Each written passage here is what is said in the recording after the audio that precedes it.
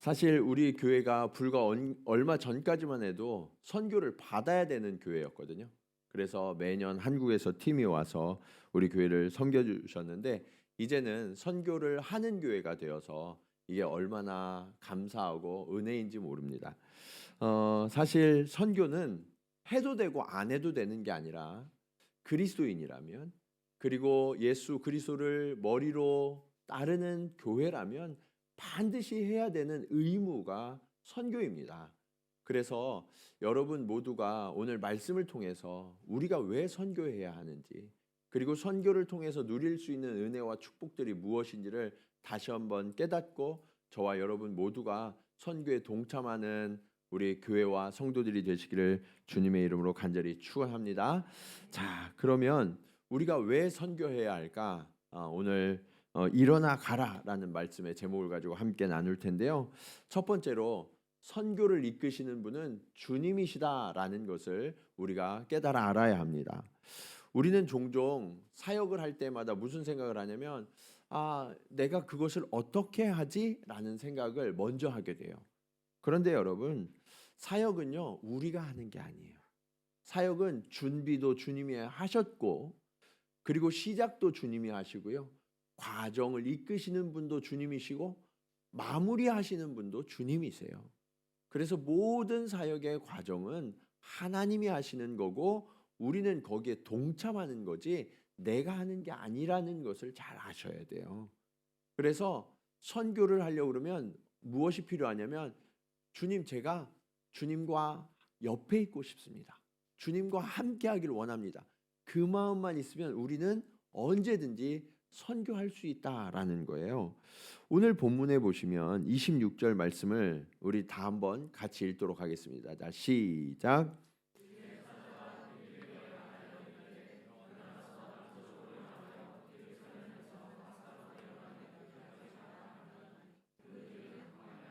자, 오늘 본문에 등장하는 인물은 빌립이라는 집사의 평신도, 여러분 같은 이 빌립 집사님이 주의 사자를 만났어요. 주의 사자를 만났는데 주님이 뭐라고 하시냐면 남쪽으로 내려가라. 예루살렘을 지나서 가사로 내려가는 길까지 가라라고 명령하셨다는 거예요. 여러분은 이 명령이 그냥 추상적으로 느껴질 수가 있어요. 왜냐하면 이게 나한테 주신 명령이 아니니까. 그런데 성경은요, 나한테 명령하시기 위하여서 누군가를 통해서 모델로 보여주시는 거거든요. 그래서 오늘 이 빌립에게 주신 명령을 성령께서 나에게 주시는 명령으로 들으셔야 돼요. 예. 자, 그러면 하나님이 빌립에게 명령하셨는데 빌립의 상황을 한번 보자고요. 빌립이 지금 성령의 명령을 따라서 그냥 내려가기에는 너무나 많은 일이 있었어요. 사실 빌립이 사마리아에서 전도를 했거든요. 사마리아에서 전도를 했더니 어마어마하게 많은 영혼들이 주님께로 돌아왔어요. 그래서 그곳에서 많은 영혼들과 함께 예배드리고 그리고 가난하고 병든 자들을 고치고 하는 일이 너무너무 많았단 말이에요. 그때마다 기적이 일어났어요. 그래서 수많은 사람들이 하나님을 찬양하고 하나님을 예배하기 시작했어요. 열매들이 진짜 많이 맺혔단 말이에요. 6절 말씀을 보시면 이렇게 말씀하고 있어요. 무리가 빌립의 말도 듣고 행하는 표적도 보고 한 마음으로 그가 하는 말을 따르더라. 여러분, 이렇게 사역할 것도 많고 그리고 많은 사람들이 모여서 빌립 중심으로 모여서 하나님을 예배하고 있는데 갑자기 빌립이 그 사마리아 교회를 떠난다? 그게 쉬운 일일까요? 어려운 일일까요? 굉장히 어려운 일이겠죠. 여기를 내가 떠나면 이 교회는 어떻게 하지? 지금 막 세워지는 교회인데 어떤 리더가 있는 것도 아니란 말이에요. 그런데 하나님은 뭐라고 하시냐면 이제 떠나라는 거예요. 이제 떠나라는. 하나님, 지금 이곳은 그러면 어떻게 합니까? 하나님이 성공적인 사역을 하게 하셨고 열매도 풍성하게 맺히게 하셨는데 지금 즉시 떠나라니요. 사실 빌립이 이렇게 사마리아에서 전도해서 교회가 성장하기까지 얼마나 많은 눈물의 세월을 보냈는지 우리는 기억해야 돼요. 예수님께서 수가성 여인을 만날 때가 있었어요. 사마리아의 한 마을인 수가성의 여인을 만나러 예수님이 가셨는데 그 여인이 첫 마디가 뭐냐면 당신은 유대인으로서 사마리아인 여자인 나에게 무슨 말씀을 하는 겁니까? 라고 이야기해요. 그 정황 속에서 무엇을 알 수 있냐면 유대인들은 사마리아 사람들과 상종하지 않았단 말이에요. 서로 무시했어요. 지금 이스라엘 사람들과 팔레스틴 사람들이 왜 싸워요? 네, 서로 인정하지 않기 때문에 그러는 거거든요. 그것과 크게 다르지 않을 정도로 사마리아 사람들과 유대인들은 상종하지 않았어요. 그 위에 갈릴리로 가려고 해도 직통으로 가면 빠른데 유대인들은 굳이 돌아서 갔어요. 왜요? 사마리아 사람들을 개처럼 여기고 상종하지 않았기 때문이죠. 그런데 빌립이 갑자기 유대인인 이 빌립이 그곳에 가서 복음을 증거하면 사람들이 쉽게 받아줬을까요? 그렇지 않죠. 예. 갑자기 예루살렘에서 이 사람이 와가지고 무슨 얘기를 하는 거야? 그러면서 배척했을 가능성이 높아요. 수많은 모멸감을 견뎌야 했을 수도 있어요. 때로는 학대가 있었을지도 몰라요. 그런 눈물의 세월을 거치면서 그 교회가 세워진 거라고요. 우리는 빌립이 성령과 함께 하셨으니까 교회가 쉽게 세워졌을 거라고 착각해요. 아니요, 그렇지 않아요. 예수님이 가시는 곳에도 많은 사람들이 따르게 했지만 그곳에서 정작 교회가 세워지는 일은 그렇게 쉽지 않았어요. 그런데 빌립이 사마리아에서 이렇게 전도하고 교회를 세우는 일이 단순하게 쉽게 되었다. 그렇게 착각하시면 안 돼요. 굉장히 많은 노력과 눈물이 쏟아진 결과로 이 사마리아의 교회가 세워지기 시작했던 거예요. 그런데 주의 영이 갑자기 떠나라고 말씀하시는 거예요. 이 빌립에게는 사마리아를 떠나지 못할 이유가 얼마든지 있었어요. 그리고 빌립 주변의 많은 사람들도 빌립이 떠나시면 안 된다고 다 말렸겠죠. 네. 아마 빌립은 주님에게 이렇게 항변할 수 있었을 거예요. 아니 주님, 제가 주의 명령을 따라서 사마리아까지 와서 이렇게 고생해서 교회를 일으켰는데 이 교회 제가 다 떠나면 어떻게 합니까? 좀 더 여기에 있어야 하지 않겠습니까? 그렇게 얼마든지 핑계할 수 있었다고요. 그런데 오늘 말씀해 보시면 빌립은 그렇게 하지 않았어요.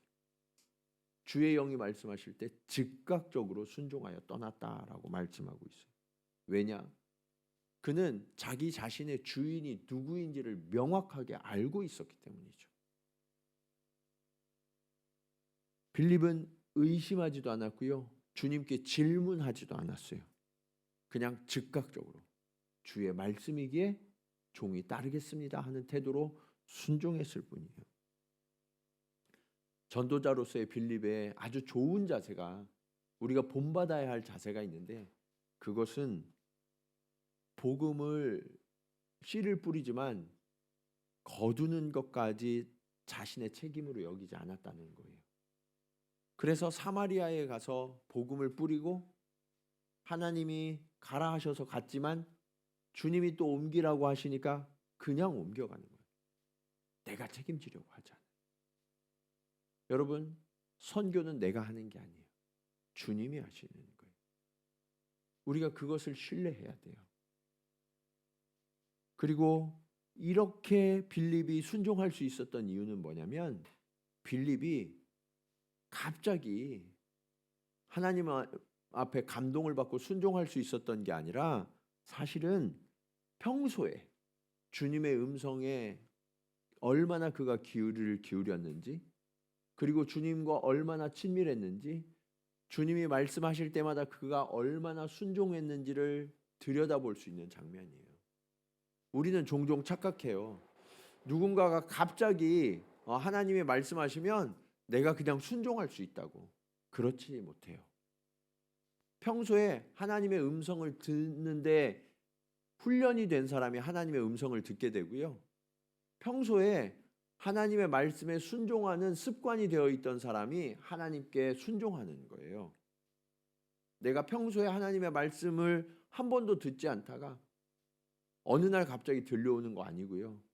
내가 평소에 하나님이 아무리 성경을 통해서 또 이렇게 예배를 통해서 감동해 주시고 말씀하셔도 순종하지 않다가 어느 날 갑자기 순종할 수 있는 게 아니에요.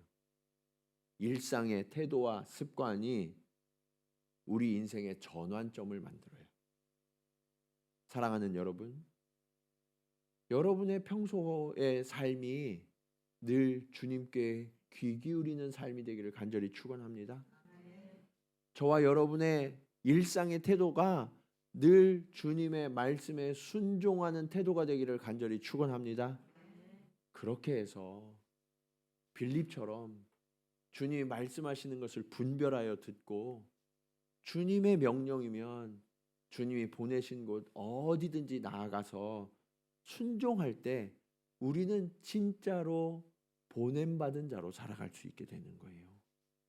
이것이 오늘 말씀의 두 번째 교훈으로 이어져요. 우리가 선교하려고 그러면 신뢰와 믿음의 헌신을 드리는 거다라는 것을 아셔야 돼요. 순종하려고 할 때 가장 필요한 게 뭐냐? 그것은 주님께 대한 전적인 신뢰와 믿음이에요. 주님을 신뢰하지 못하고 주님을 믿지 못하면 어떻게 우리가 순종할 수 있겠어요? 네. 26절 말씀을 다시 한번 보시면 같이 한번 읽을까요? 자, 시작.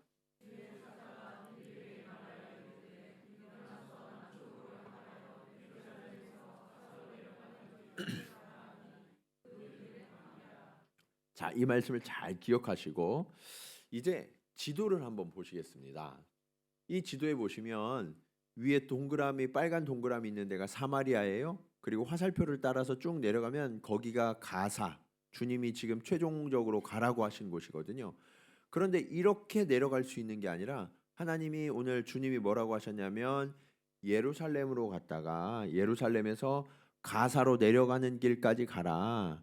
그런데 예루살렘에서 가사로 내려가는 길에 보면 텅 비었죠. 예, 왜냐? 거기가 광야이기 때문에 그래요. 그래서 지금 빌립은 어디 있느냐? 예루살렘 북쪽에 있는 사마리아에 있단 말이에요.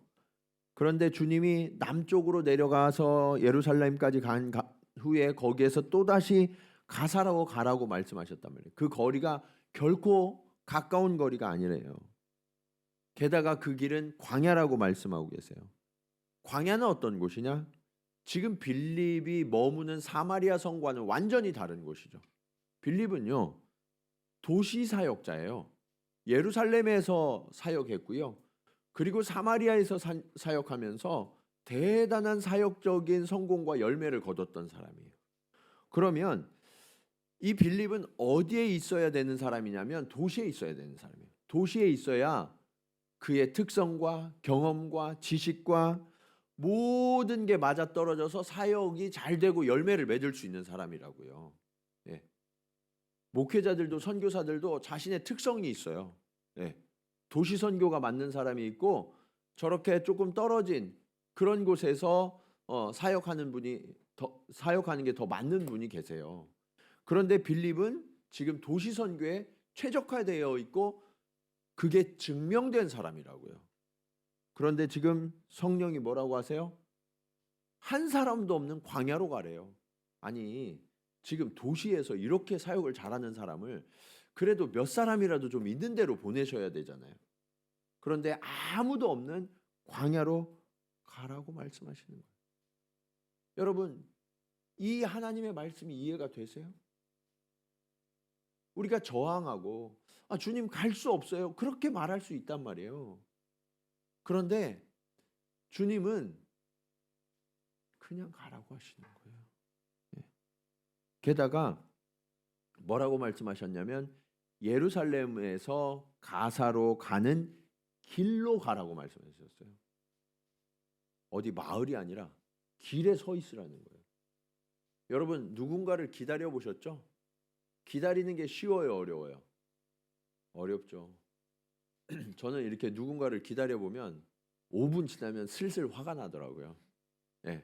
5분까지는 참을 수 있는데 5분 지나면 슬슬 화가 나요.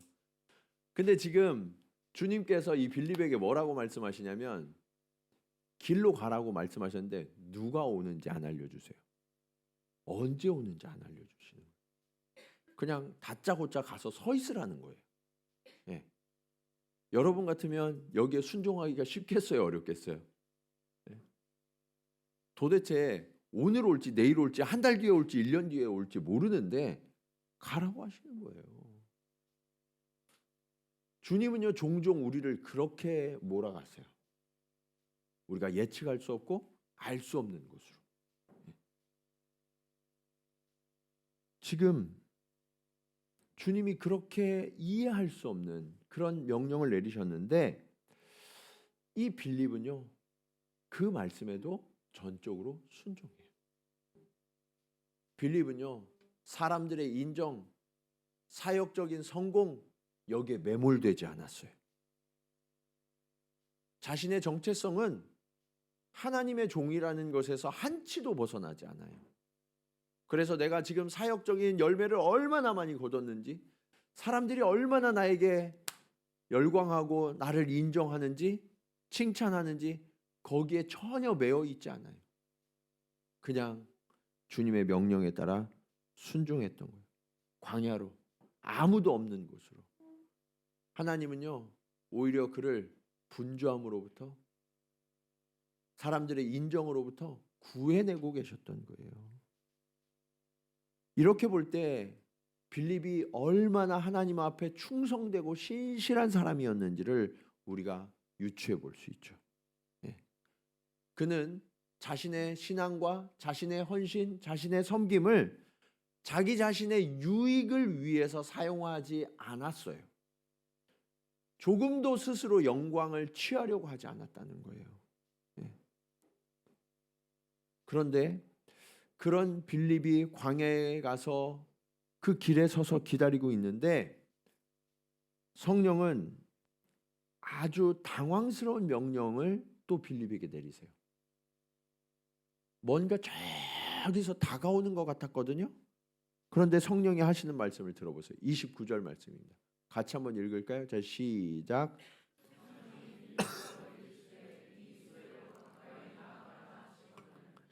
자, 어디로 가까이 나아가래요? 수레로. 여러분 아무것도 없는 광야의 길이에요. 그러면 이 수레가 빨리 달릴까요? 천천히 갈까요? 빨리 가겠죠. 빨리 가겠죠. 게다가 그 수레는 어떤 수레냐? 뒤에 말씀을 읽어보면 평범하지 않은 수레였어요. 굉장히 크고 화려한 수레. 그게 누가 타고 있었냐면 에티오피아의 여왕 간다게의 국고를 맡은, 그러니까 지금으로부터 치면 재무장관, 경제부 장관이 거기에 타고 있었단 말이에요. 그러면 여러분 지금처럼 이렇게 막 길도 좋고 막 치안도 안정되고 그러면 문제가 안 되겠지만 당시에 이 국고를 맡은 재무장관이 그 마차를 타고 지나가면, 수레를 타고 지나가면 혼자 갔을까요? 호위하는 군사들이 있었을까요? 호위하는 군사가 당연히 있죠. 당연히 있죠. 그런데 지금 성령이 뭐라고 하세요? 그 수레로 가까이 가라. 여러분 이게 상상이 잘 안 되시죠? 지금으로 잠깐 이야기를 각색해 볼게요. 현대적인 이야기로. 지금 하나님이 이렇게 말씀하시는 거예요. 저와 여러분에게. 저기에 그 미국의 재무장관이나 영국의 재무장관이 탄 이 리무진이 지나가요. 그리고 그 옆에 경찰의 사이카와 이런 그 호송 차량들이 앞뒤를 둘러싸고 막 가고 있어요.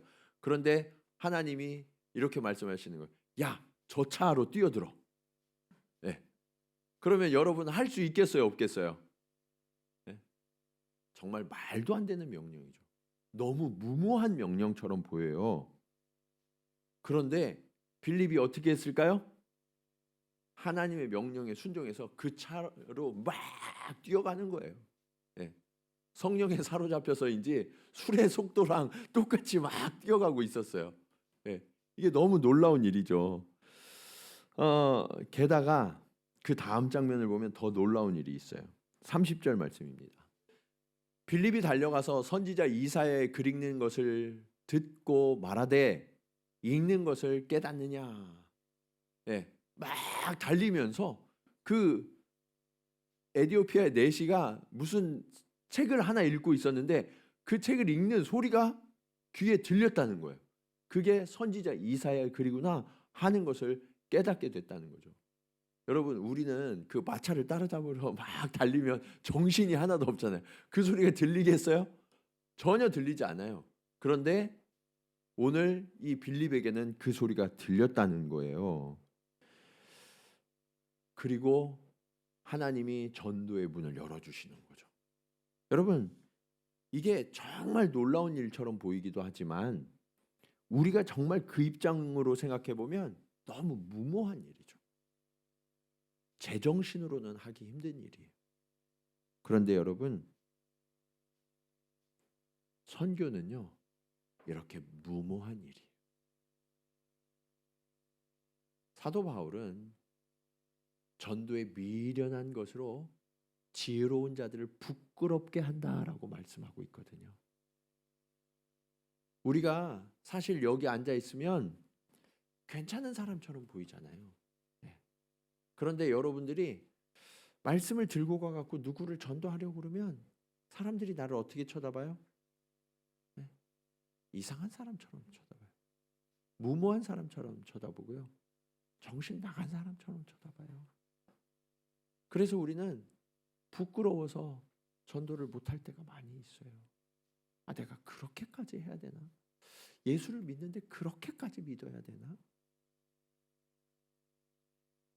그런데 여러분, 사도 바울이 뭐라고 말씀하시는지 한번 들어보세요. 고린도후서 5장 13절 말씀입니다. 같이 한번 읽겠습니다. 자, 시작.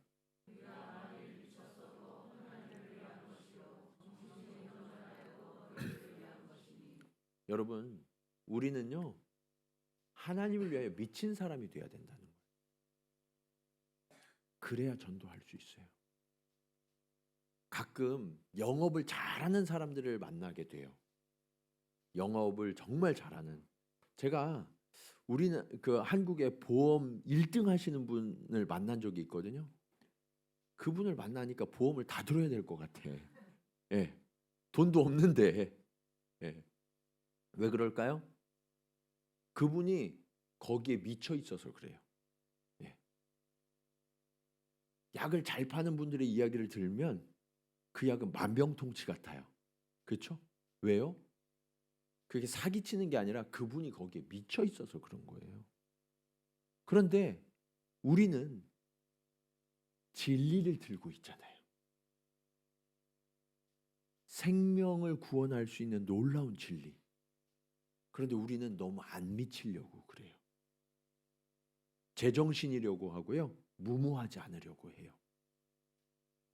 그래서 우리가 선교할 수 없는 거예요. 사랑하는 여러분, 빌립은, 바울은 하나님께 미쳐 있었어요. 복음에 미쳐 있었어요. 그래서 하나님 외에 다른 것이 아무것도 생각나지 않았고요. 주님의 명령이라면 미친 듯이 무모할 정도로 달려가서 자신의 인생을 드리는 그런 삶을 살아냈던 거예요. 네.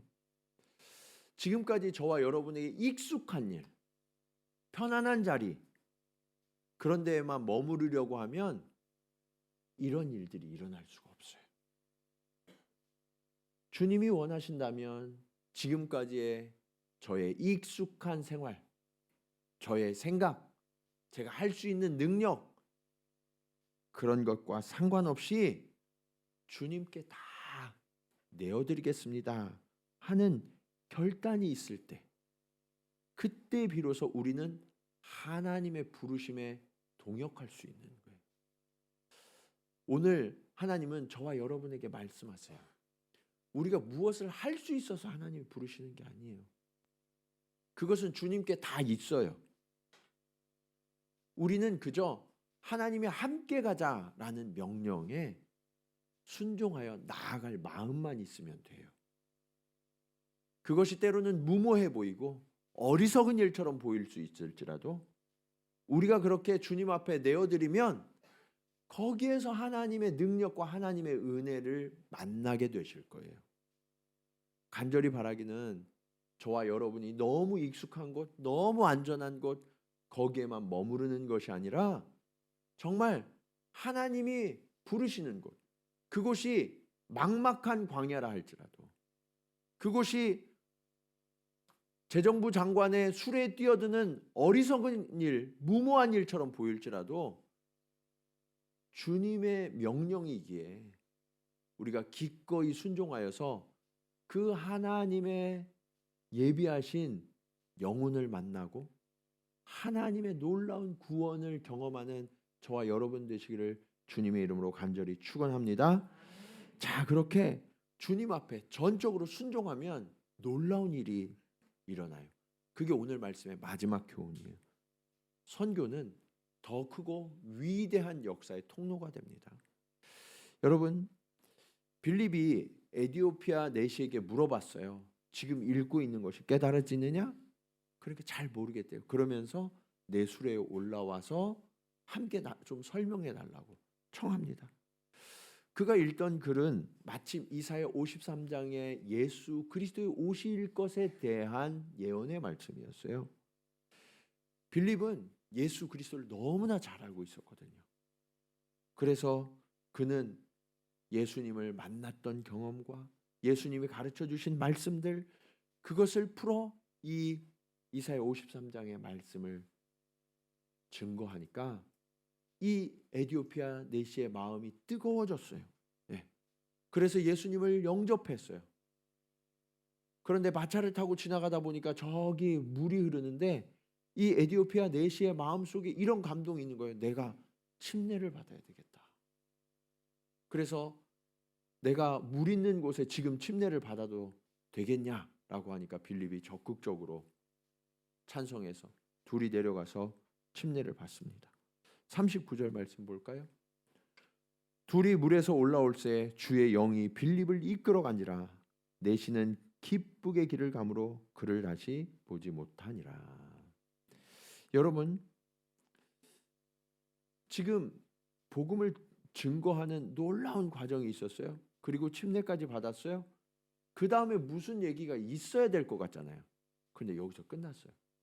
그냥 주의 영이 이끌어서 호련히 사라진 거예요. 우리는 무언가를 기대하거든요. 이 내시가 그러면 그 다음에 어떻게 됐을까? 이 일을 통해서 어떤 놀라운 역사가 일어났을까? 그것을 기대하는데 하나님은 여기서 그냥 끝. 여러분, 드라마 보다가 갑자기 끝나면 어때요? 예? 너무 답답하잖아요. 이 얘기가 뭔가 진전이 되고 막 결말이 딱 됐는데 갑자기 딱 끝나. 예. 드라마는 다음 주에 또 하는데 이거는 안 한대요. 그냥 끝나는 버린 거예요. 왜 여기에서 이야기가 끝날까? 이것을 잘 기억하셔야 돼요. 이것이 선교사의 자세예요. 우리는 종종 전도하거나 선교할 때 두려움이 있어요. 어떤 두려움이냐? 내가 복음을 증거했는데 저 상대가 이것을 받지 않으면 어떻게 하지? 그리고 내가 증거해서 저 사람이 영접을 했는데 그 다음에는 어떻게 하지? 교회 잘 정착은 할까? 그런 두려움과 염려들이 우리가 적극적으로 나아가지 못하도록 막거든요. 그런데 선교는요, 우리는 말씀의 씨앗을 뿌릴 뿐이고 거두는 건 우리의 몫이 아니에요. 고린도전서 3장 6절에서 7절 말씀 우리 한번 같이 읽겠습니다. 자, 시작.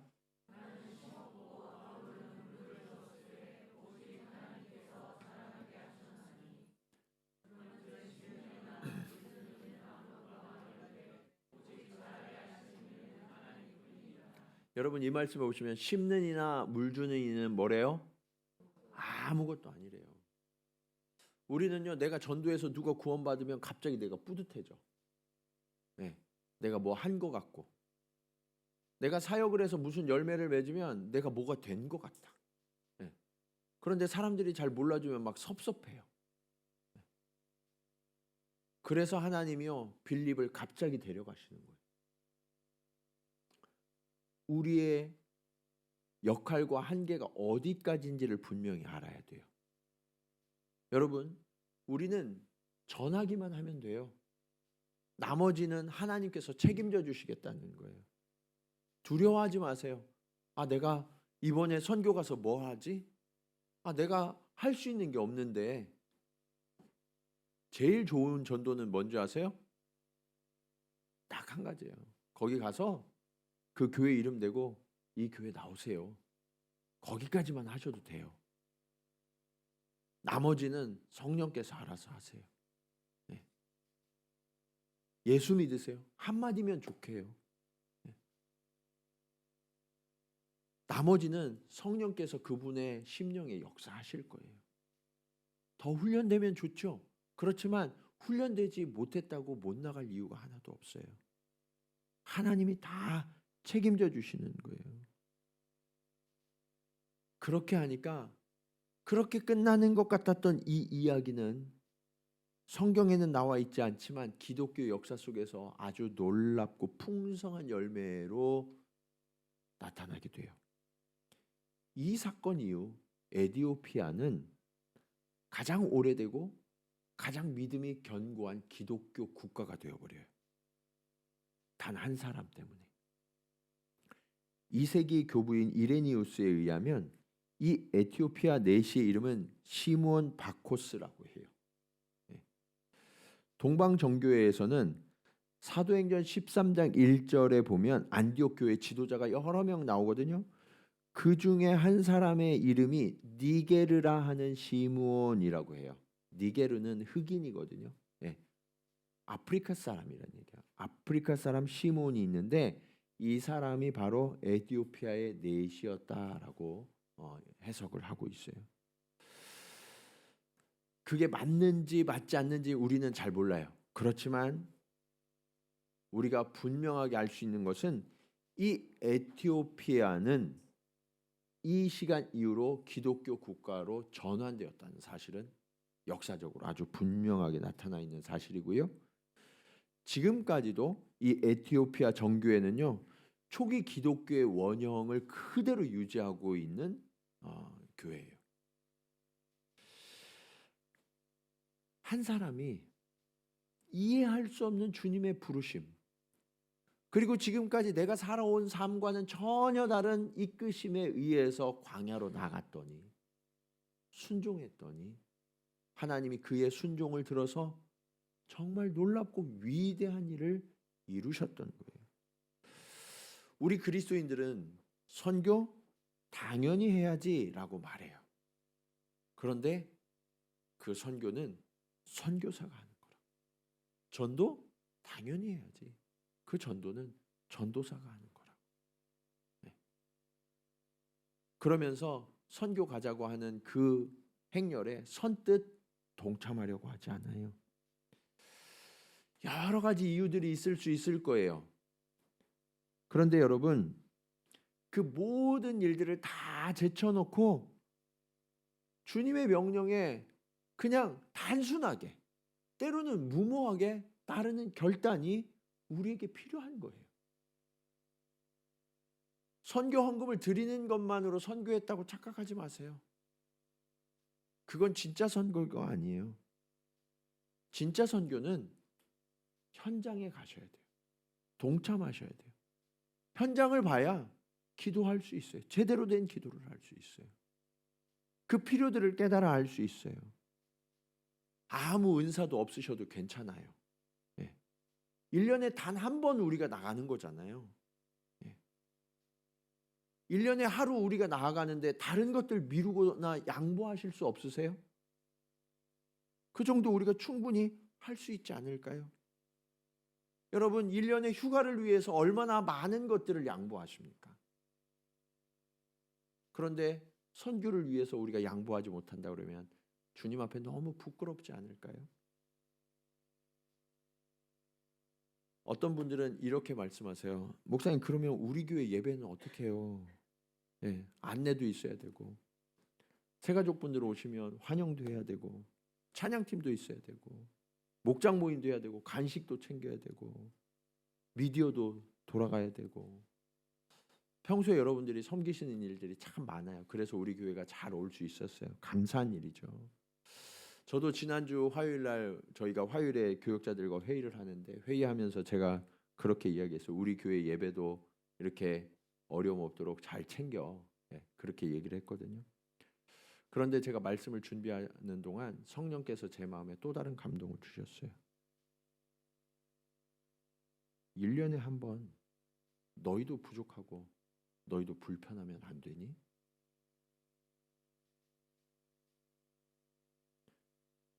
선교지의 부족함과 불편함에 공감할 수 있으려면 너희가 불편해야지. 너희가 부족해야지 말씀하시는 거예요. 여러분, 사실 이번에는 재직분들의 요청이 있어서 제가 남기로 했고 우리 부교역자분들이 이끌고 새 교회를 인솔하시겠는데 주님이 그런 마음을 주시더라고요. 너희 부부만 남아 있어도 괜찮아. 저는 여기 서 있고 저희 아내는 저 뒤에 있고. 그러다가 새 가족분들이 교회에 오셨는데 이 교회 왜 이렇게 텅텅 비었어요? 아무도 없어요? 말하면 오늘 선교주일이라 다 선교하러 나가셨습니다. 여러분, 이게 진짜 감동이 아닐까요? 진짜 하나님이 기뻐하시는 모습이 아닐까요? 주보 안 나눠줘도 되고요. 반주도 없어도 되고요. 아무것도 없어도 괜찮아요. 주님이 계시기만 하면 되잖아요. 네. 주님은 오늘 저와 여러분에게 광야로 아무도 없는 곳으로 가면 안 되겠냐고 말씀하세요. 하염없이 기다려야 하는 그런 곳으로 나아갈 수 없냐고 물으세요. 한 사람을 위해서라도 헌신할 수 없냐고. 주님이 그런 선교의 모델이 되셨어요. 주님은 하늘의 영광스러운 보좌를 버리시고 이 땅에 죄 많은 인생들을 구원하시기 위해 오신 최초의 선교사세요.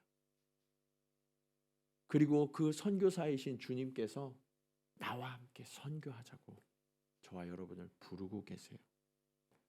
많은 분들이 말씀하세요. 목사님, 제가 일본에 사는 이유는 일본 선교를 위한 부르심입니다. 너무나 감사한 일이죠. 그러나 우리가 정작 나아가야 할 때 나아가지 못한다고 그러면 우리는 그 부르심에 순종하지 못하는 걸 수도 있어요. 교회가 선교주의를 정하고 함께 선교하는 이런 일들을 벌이는 것은 여러분들이 혼자서 선교하는 것이 어렵잖아요. 그래서 함께 선교하는 경험을 여러분들에게 만들어 드리는 거예요. 바라기는 여러분들에게 익숙하지 않은 곳으로 좀 가세요. 빌립이 광야로 먼 길을 나아가야 했던 것처럼 여러분들도 좀 더 멀리, 좀 불편하게 그렇게 좀 가보세요. 오가는 동안에 주님 앞에 그 교회를 위해서 기도하세요. 주님, 이 교회 정말 주님의 은혜가 필요합니다. 주님 도와주세요. 그 땅을 밟으면서 그 땅을 사로잡고 있는 악한 영들이 쫓겨감을 얻도록 기도하세요. 그 땅에 주님을 모르는 영혼들의 눈이 떠져서 주님을 바라보고 주께로 나오는 역사가 시작될 수 있도록 여러분 눈을 여는 기도를 드려보세요. 그런 간절한 마음으로 수레를 향하여 달려가는 그런 무모한 듯 보이는 그런 마음으로 우리가 그 땅에 나아가서 함께 기도하고 함께 예배드리면 하나님은 그 순간 단 한 번일지 몰라도 저와 여러분의 섬김과 헌신을 통하여서 그 지역사회를 바꾸고 그 땅의 영혼들을 바꾸시고 그 땅의 교회들이 견고하게 세워지는 역사가 나타나도록 능히 일하시는 우리 주님이신 줄로 믿습니다. 그 일을 위하여서 함께 결단하고 나아가는 저와 여러분 우리 동경지구촌교회가 되기를 주님의 이름으로 간절히 축원합니다. 우리 말씀을 기억하면서 함께 우리 찬송으로 고백하기 원합니다. 하나님 아버지, 그렇습니다. 우리가 선교해야 된다고 말합니다. 그러나 정작 선교하지 못할 때가 너무나 많이 있습니다. 복음을 증거해야 한다고 말합니다. 그러나 내 입술에 전할 말이 없습니다. 주님, 이런 내 모습을 불쌍히 여기시고 용서하시며 주님 담대하게 하셔서 나도 오늘 무모한 듯 보이는 그 길로, 아무도 없는 그 광야의 길로 담대히 나아가서 순종하게 하시고 주의 복음을 들고 증거하는 이 시대의 빌립이 되게 하여 주시옵소서. 우리 그런 고백으로 함께 찬양하시겠습니다.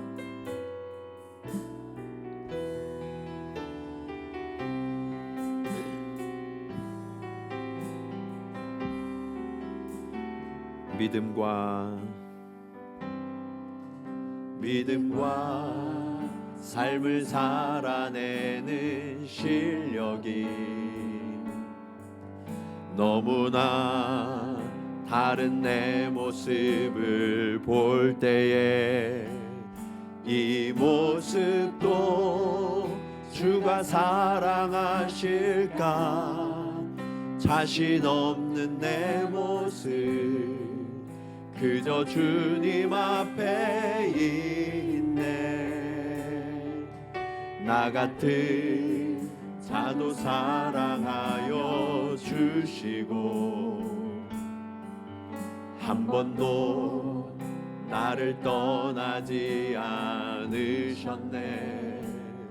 아픔 속에 주를 작게 여긴 날 꾸짖지 않으시고 내 손 잡아주시네. 오직 주님 안에 두려움 없네. 고난을 통해 날 만드심을 믿네. 주님만이 내 모든 것 되시네. 주의 강한 손 날 붙드시네. 오직 주님 안에 소망 있네. 내 삶을 통해 영광 받으신 주님만이 내 모든 것 되시네. 주의 선하심 나 오직 주님 안에 두려움 없네. 오직 주님 안에 두려움 없네. 고난을 통해 날 만드심을 믿네. 주님만이 내 모든 것 되시네. 주의 강한 손 날 붙드시네. 오직 주님 안에 소망 있네.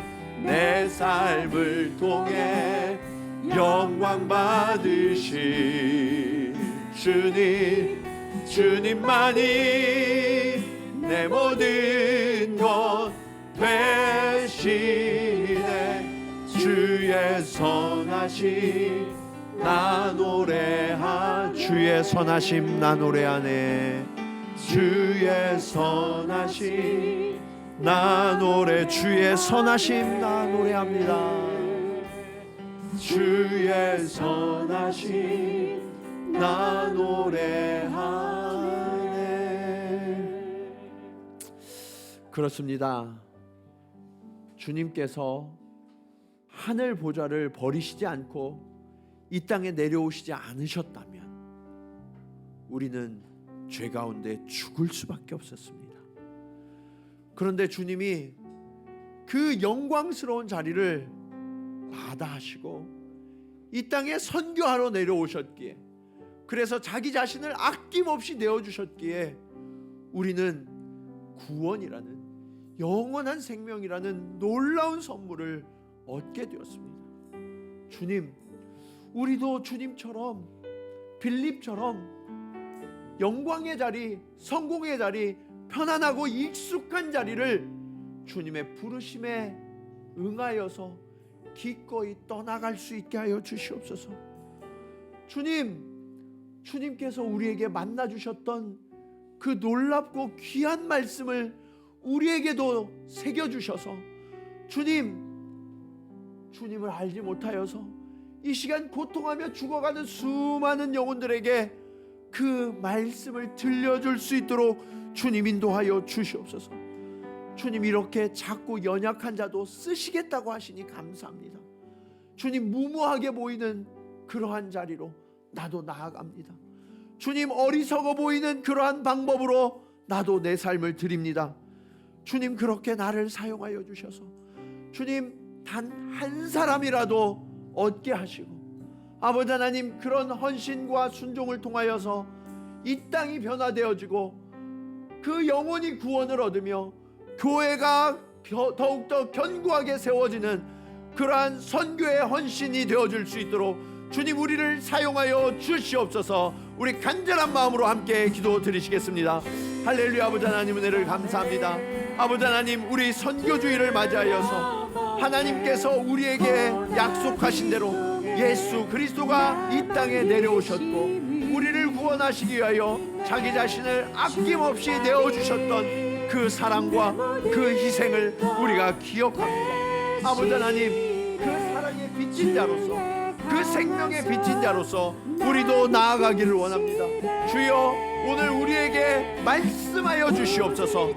주님, 빌립을 명하신 것처럼 우리를 초청하여 주셨사오니 주님, 이제 우리가 안정된 자리, 익숙한 자리, 아버지 하나님, 이곳을 벗어나서 낯선 곳, 두려운 곳, 아무도 없는 곳으로 나아가 아버지 하나님, 주님의 약속하신 때를 기다리며 주님이 약속하신 사람을 기다리며 아버지 하나님, 복음을 전하고 증거하는 발걸음을 내딛기를 원합니다.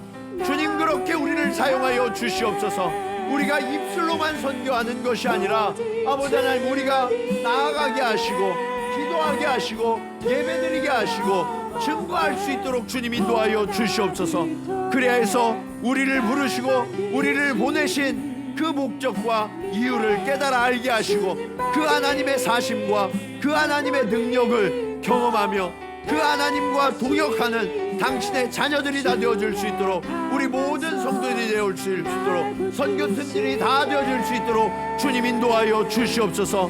매 순간 주의 능력을 더하여 주시고 말씀을 더하여 주시고 지혜의 눈을 열어보게 하셔서 아버지 하나님, 우리가 있어야 할 곳이 어디인지, 누구와 함께 해야 하는지 주님 깨달아 알게 하시고 그 주님의 영에 사로잡혀서 말씀을 증거하며 아버지 하나님, 나를 만나주시고 나와 함께 하셨던 그 주님을 증거하지 아니하고는 견딜 수 없는 마음을 우리에게 허락하여 주셔서 아버지 하나님, 이 선교를 함께 다녀올 수 있도록 주님 인도하여 주시옵소서. 사랑의 주님, 오늘 빌립이 사역으로 성공하였던 자리, 하나님의 은혜와 하나님의 사랑을 마음껏 누렸던 자리, 그 자리에 안주할 수 있었지만 주님의 부르심에 응답하여서 아무도 없는 곳, 언제가 될지 기약이 없는 곳, 그것으로 기꺼이 나아갔음을 주님 바라봅니다. 주님, 우리가 있어야 할 곳은 편한 자리, 익숙한 자리, 환호의 자리가 아니라 주님이 보내시는 자리가 되어야 함을 주님 깨닫습니다. 한 영혼 한 영혼에게 주님 말씀하여 주시고 주님 불러주셔서 아버지 하나님, 우리가 함께 선교를 나아가 하나님이 세우신 교회들의 모습을 돌아보며 기도하게 하시고 그 땅에 수많은 영혼들을 품고 손을 들 수 있도록 주님 인도하여 주시옵소서. 또 하나님이 만나게 하시는 단 한 사람이라도 있다면 그 한 사람을 위하여 나의 입을 벌려 증거하게 하시고 그의 영혼이 변화되어서 하나님의 나라를 경험할 수 있도록 주님 우리를 사용하여 주시옵소서. 주님, 우리가 그렇게 주님이 보내시는 곳에 늘 순종하는 당신의 자녀가 되기를 원합니다. 제자가 되기를 원합니다. 선교사가 되기를 원합니다. 주님, 그렇게 우리를 파송하여 주시고 당신의 생명과 당신의 능력을 더하여 주셔서 과연 하나님이 이렇게 나와 함께 하셨노라고, 주님이 주시는 생명의 능력이 이렇게 역사한다고 우리의 삶을 통해 경험하고 간증할 수 있도록 주님 역사하여 주시옵소서. 이제는 하늘 보좌를 버리시고 이 땅에 오신 최초의 선교사가 되신 예수 그리스도의 은혜와 우리를 포기하지 아니하시고 끝까지 사랑하시는 아버지 하나님의 크신 사랑하심과 우리 안에 항상 함께 하시며 우리의 길을 인도하시는 성령님의 감화감동 교통하심이 오늘 말씀을 따라 일어나 나아가기로 결단하는 사랑하는 성도들의 걸음걸음 위에, 그리고 우리 동경지구촌교회가 이루어갈 선교의 동역 가운데 이제로부터 영원토록 함께 하시기를 간절히 축원하옵나이다. 아멘.